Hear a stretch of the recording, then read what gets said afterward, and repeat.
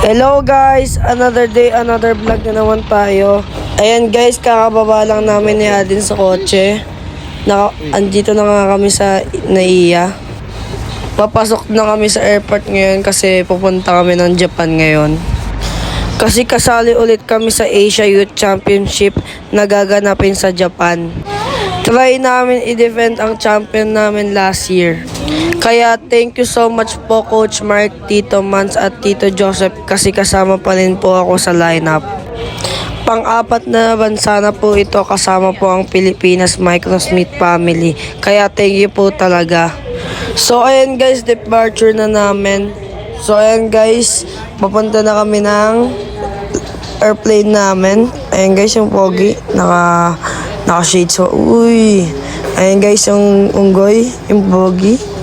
Ayan guys, ayun na, nag-ano na, up shades. Ayan guys, naglalakad na nga ako, papuntang aeroplano. Ayan guys, dalawa kami ni Alden.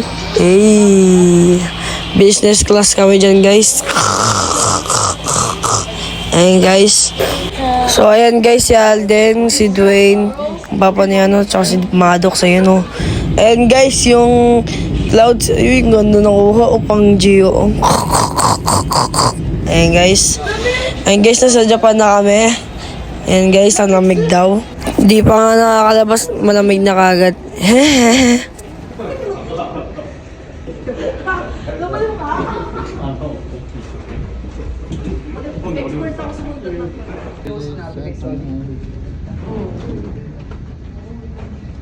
So ayan guys, yung Team Pilipinas kasama yung mga parents.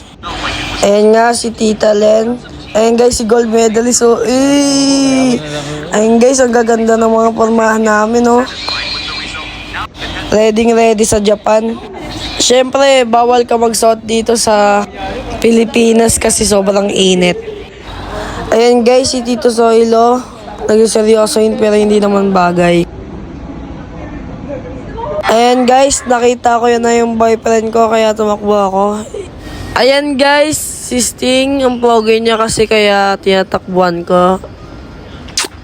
I love you Sting! So ayan guys, nakuha na namin yung mga baggage namin.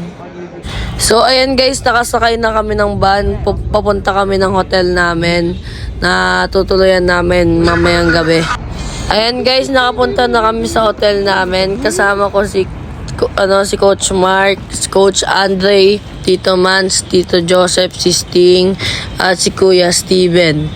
Dito kami mag-stay sa APA Hotel just for day 1 lang guys. Kasi magkakaiwalay lang kami ng hotel guys kasi puno na.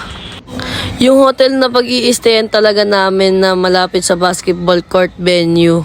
So ayan guys, papasok na kami sa room namin kasama ko si Kuya Steven. Sa room namin.